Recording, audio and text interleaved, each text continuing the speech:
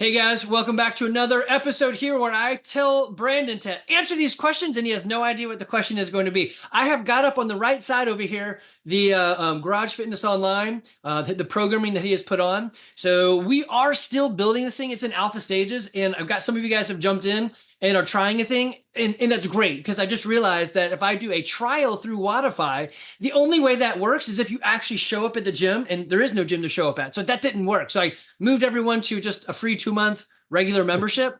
So just realize you have to sign up for a membership to actually be able to see stuff. But for right now, for all you alpha testers, it's $0. So don't worry about, there's no cost to it. And there's no, it's not gonna automatically reoccur you or anything.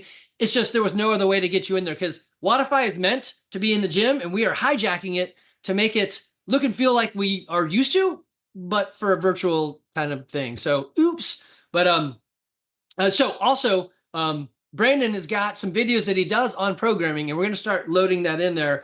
So Brandon, what was for this week's programming, what would be a tip or a tactic or anything you would throw out to everybody?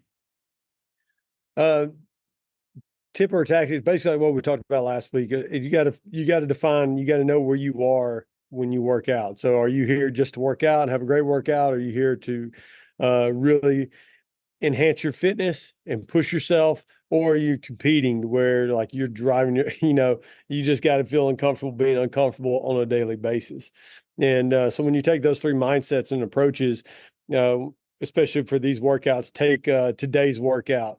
You got three 15-minute sections. So you got a 12-minute EMOM, 1 minute work, 1 minute rest. The competitors their goal is to hit 300 meters or 250-meter row on the odd minutes, and then you get 1 minute rest. So in order to hit that, you got to be a sub 140 pace for a guy, and you got to be like a sub 155, 150 pace for a female. That's a lot of work, even if it's only 6 sets. But if you're looking for a great workout, then you do 1 minute of rowing, 1 minute of rest, try to stay consistent throughout the process as you go, keeping it like an 85% effort, something that is repeatable, but it's also challenging. Then you get 3 minutes of rest, and then you're going to do another 12-minute AMRAP this time of wall walks and box jump overs. And the wall walks ascend.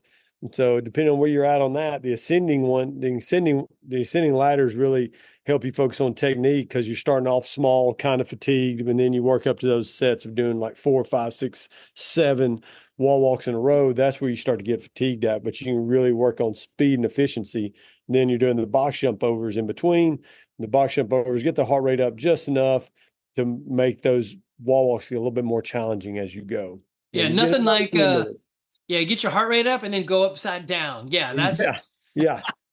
And then if you're not comfortable doing wall walks, we always do inchworms. And then you can to increase the intensity, because some people are just it's just inchworms, that's nothing.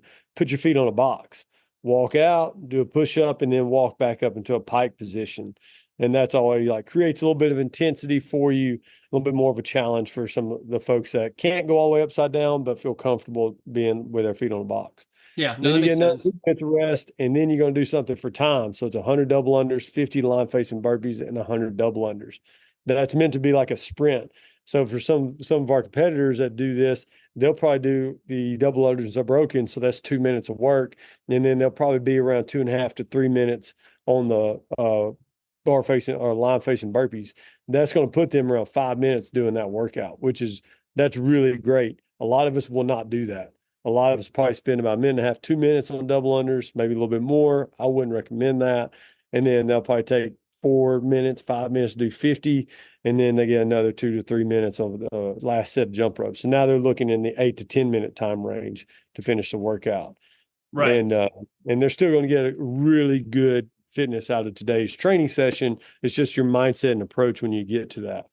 Yeah, no, that makes sense. So I think that's going to be a big one for everyone to kind of throw down and think about is, what does it mean and why am I here? And, what am I going for? I know for me personally, and I just had this conversation with a guy in the gym. I don't send it really at all. So today we follow CAP, which I'm not too excited about these days, but anyway, we're still on it right now. We're probably going to shift over to what you're doing as well. So it all matches up, whether in our gym or outside the gym. But anyway, it was 5 ring muscle ups and then some other stuff, 5 rounds of. So 25. I'm like, yeah, at 50 years old, I probably shouldn't really be doing ring muscle ups, but I can, and that's really cool. So I chose the next level down. I just did 2. I was like, all right, I could do 10 of them. That's fine. But guys, if you are interested in competing and you are interested in that kind of that fun and that allure, and you want to get back into just to see how it is, so obviously we can all do the open. But if you remember, I tried to pull this up on the other page, so it's going to look weird right here, but we used to do this thing, Worldwide WOD Gym Resolutions, and we're bringing this back.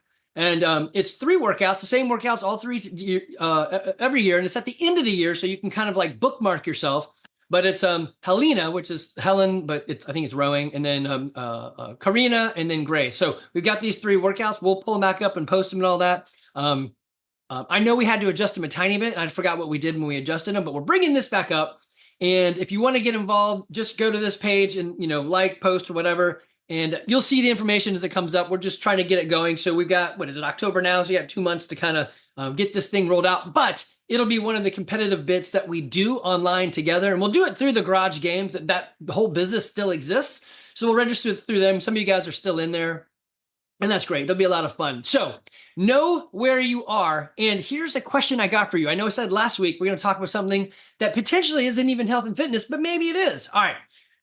So I was at this thing called the Self-Reliance Festival. It was up in Camden, Tennessee. And it's basically people going, hey, if there's a hurricane, what do I do? How do I prepare? Like, how do I raise chickens? All that stuff, right? So it was pretty interesting. And a quote that I heard a lot, and a guy had a shirt and I bought it. It's stupid should hurt. Man, tell me what that means to you. Stupid should hurt. Go. Stupid should hurt. Generally, if it hurts, you've done something stupid. But there's different levels of hurt. That's Pain hurt. And then there's, what is it? I guess you could say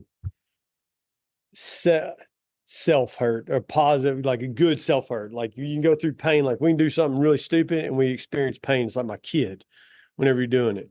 But if we voluntarily put ourselves through hurt in a workout, that builds resilience for us.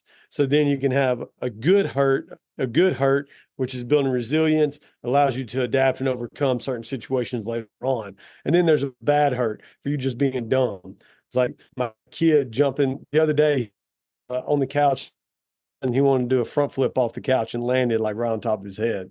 And we didn't think he was going to do it. He's like, watch, I'm going to do a flip. And we were like, don't do it. And he boom, did it. And then he got hurt. And so that's what I think about stupid to hurt. Yeah. And No, I think you're right. Do stupid that's going to hurt, but that creates a positive change later on, both for you physically, mentally, and spiritually. But if you do that being dumb, approaching certain things in life, such as workouts, and you see something that you know that you shouldn't do, but you do anyways, and all of a sudden you experience pain, there's pretty dumb part. No, I like the fact that you're able to take my mostly negative comment and turn it into something positive. I love that. You turned my frown upside down. No, and that's right. I really hadn't even thought of that. There is a type of stupid that's actually the pain you get. Stupid should hurt. The hurt grows you. I like that. Today I did muscle ups that almost verges on stupid. I have 2 rules. Well, I got more than 2 rules, but the 2 rules that always come up for us is show up. Come in, you need to show up and do a thing. And then 2, don't do anything stupid that'll prevent you from showing up. So that's dumb. Don't do anything stupid.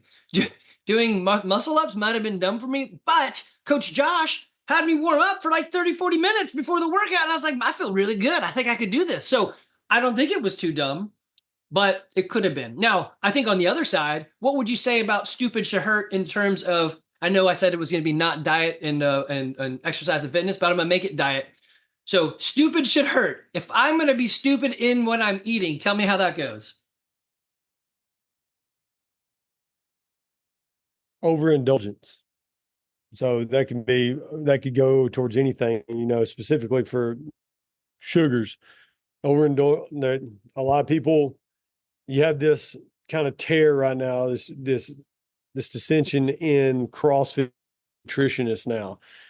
Some people are saying that you got to have sugar, what you do if you're in competition. Like, I know some guys, they'll eat 400 to 600 grams of carbohydrates a day, and that includes Sour Patch, whatever, but they're on a different level. Their body's adapted. For us who are sitting around the couches, if bulge on those carbohydrate sweets, you got to realize there's going to be a consequence coming to that. Like, and it's going to hurt later on. It's going to hurt when you look in. It's going to hurt when you vision. And now you're confident. So now, how does that affect your confidence in decision making outside of the gym, outside the kitchen? All of that stuff culminates. So the more disciplined you are in your nutrition, the less hurt that you allow yourself to go through only by making the right decisions, committed to what you want to become and be. That there up with those bad decisions later on.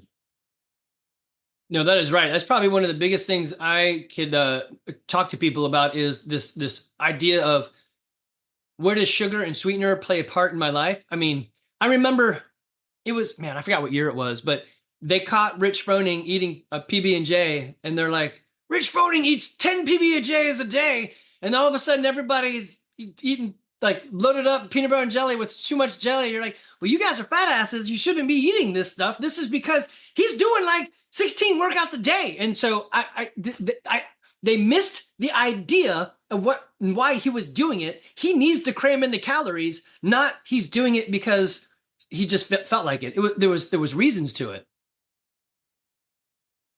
Yeah, I mean, take Michael Phelps. Michael Phelps ate Big Macs and double cheeseburgers every day from McDonald's or wherever because he spent, so then you got thermodynamics that come into it. So he was having to consume 10,000 calories a day just because how big he is and how much work he was putting in the pool. And so you can't do that eating broccoli No. and all day. That's a lot of broccoli and a lot of baked chicken. But for us, they're just sitting around working 30, 20 a day. Uh-oh. I think I'm cutting out with you. Our Oh yeah. I remember you hear me now? yeah, there we go. Yeah. No, they Rich Froning, we went up there for Rich's. I can't remember if we went up there for the wedding this time or Jessica and I just went up there to hang out. Anyways, we just went up there to hang out with him. We went to the lake and we were coming back. And on back, we were riding with some and we went to our friend's house up there. So then him and his wife. And all the other folks went to Rich's house. And it was like 11 o'clock at night. They got candy on the way back, bags of candy. And then when they got back, they did like a 4-minute EMOM. Garage at 11:38 because he was burning air that he possibly ate. He used for fuel. I think I remember actually a YouTube video. I'm gonna see if I can find it. It was, I think it was you and Rich pre-wedding doing heavy Fran. Is that right? No, friend, we just made up a workout. Okay.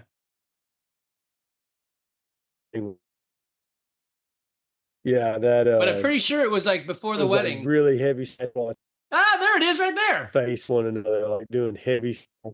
You see that? There you guys with beds in the background. I love it. You see this? Can you see that? Yeah. That's awesome. All right, I'm gonna somehow link this for you guys. Me. What a great video. And then you guys got up on the bar. I see it now. Yeah. Yeah, that's a heavy weight. So yes, overhead squats and pull-ups. You're right, it's not Fran, but wedding day WOD. Yeah, it's funny. Yeah. It's funny, like looking back at that now and seeing our techniques. Like I look at my snatch technique, I'm like, man, I'm so slow underneath the bar. Dude, this was 13 years ago. This is before like the internet was really an internet. You guys don't even remember that. There you go. Look, you got to the pull up. You're ahead. You did one pull up before him. There you go. Oh, wait a minute. Oh, there's gonna. Yeah. Oh, that's it's awesome. A slow, but now what was funny is we were watching other people do this workout because we just kind of created it. That's funny. Dude, need to look at them and dying, and we're all. And then, of course, Rich and I were kind of competitive. We just started going back and forth, back and forth, back and forth with each other. Yeah, I'm going to link you guys to this too. I did a podcast on how to stop consuming sugar. So Brandon said it. So I'm going to point you to a thing so that you can be like, I don't know how to stop eating sugar. Dude, it's been probably 15 years since I had sugar. I haven't had grain in that long too. And now I'm on this meat, salt, and water diet and coffee with my son to help his GI thing. But it can be done. Listen to this. I'll post it or link it or however I can do that. I had a couple other questions for you. I'm going to jump into one of these and then I'll let you go. But okay, so this coming Friday, you've got performance, endurance, and build up there. I'm going to jump into performance. We're going to see what the workout is. And let's see. Oh, look at that. You got a video. Dude, nice. You get the video header before everyone. Well done. Uh-oh, I lost you. He might be joining back. Somehow he went away. His internet is not doing that great. Or I may end it. Or you just get me for the whole time. So there he is. He's coming back. Is he coming back? Look who's back. Back again. I don't know how to bring him back in there. Brandon, I almost see you. I see you, but no microphone. Anyway, guys, here I'm going to end it right here. So we've got the workouts loaded on this Friday. He's got a warm-up set. You can see that. There's an imam. Oh, there he's back. So he's got an imam. I already told him the secret to life and everything. So they already heard it. And then you got, look at that. Flex Friday. What is that? Tell me what Flex Friday is. It's just a good time. Everybody likes having big arms, big shoulders, and all that kind of stuff. And then so we just throw in some, have some fun with it. But if you notice, like on our performance right now, we do 2 days a week of just weightlifting. And we found, because your clientele, my clientele, we might have a little bit younger demographic, but it's still like the 26 to 38 to 40-year-old is like our main go-to.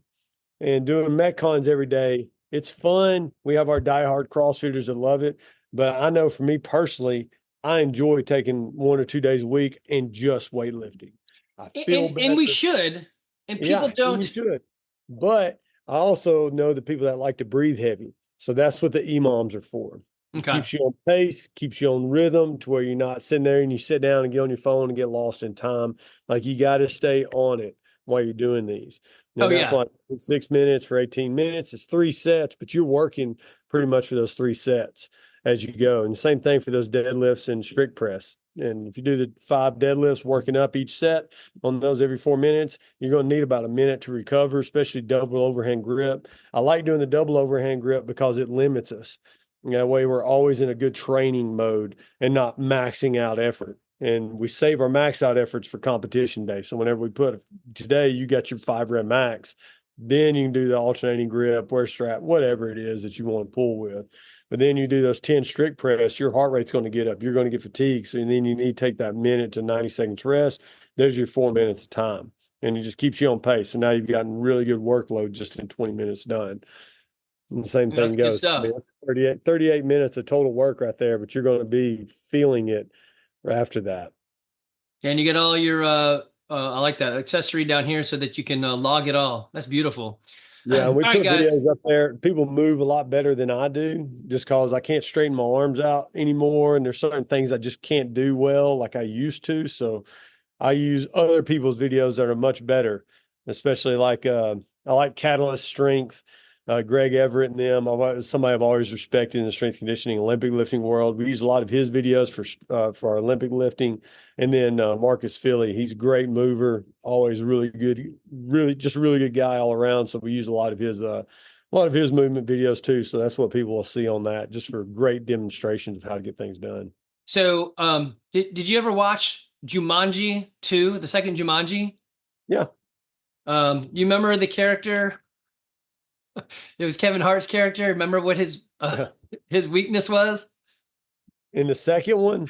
Yeah. I don't remember the second one. I know it was cake because that's my weakness. Yeah, one of them, it was cake. He's like, wait, strength is my weakness? Yeah, strength and cake. Yep. I can say if I play it, it's probably going to like ban our video. I won't. Guys, you need to go look that up. It's freaking hilarious. But that's me. So you need, like you said your movement isn't so good. As long as you keep it lightweight, I'm good. I can do the thing. I just can't do heavy. I still move pretty well. It's just whenever I do like overhead squat, snatch, or something like that, I always get your elbows don't lock out. And so I just get tired of dealing with it. I'm like, dude, this is as far as it goes, man. Yeah. If you keep it under 105 pounds on an overhead squat, I'm your man. Once you go like 106, I'm like, I'm not doing that. I can't. My arms, something gives, and it's usually the squat. Mine's like, it depends on the day. It can either be like 225 to 245. It feels really bad. or it's like 185, 205. It feels really bad. It Yeah, just, that's my back squat. So your overhead squat is my back squat. I like it. That's the difference. well, Strength I used and to overhead cake. squat. I used to overhead squat a lot more, but All right, nowadays, guys. Hey, this is good overhead back stuff. up. Come join us. Eventually, what we're going to do, when we find you guys, we're going to bring you in and do some chats with you like this. We'll bring you online with us. Again, we're still working out the kinks. This thing is really only like 2 weeks old, and we're still finding out things that, like I said, if I give you a trial in Wodify, it actually doesn't work because there isn't a physical gym to click anything. I have to give you a membership.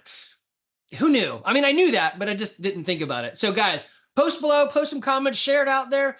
We're hitting our stride a little bit. I would probably say in 6 months, this is going to look a lot different and it's going to feel different. And the workouts will probably still all be the same. But what Brandon and I, Charles and Justin are delivering will, be fully fleshed out.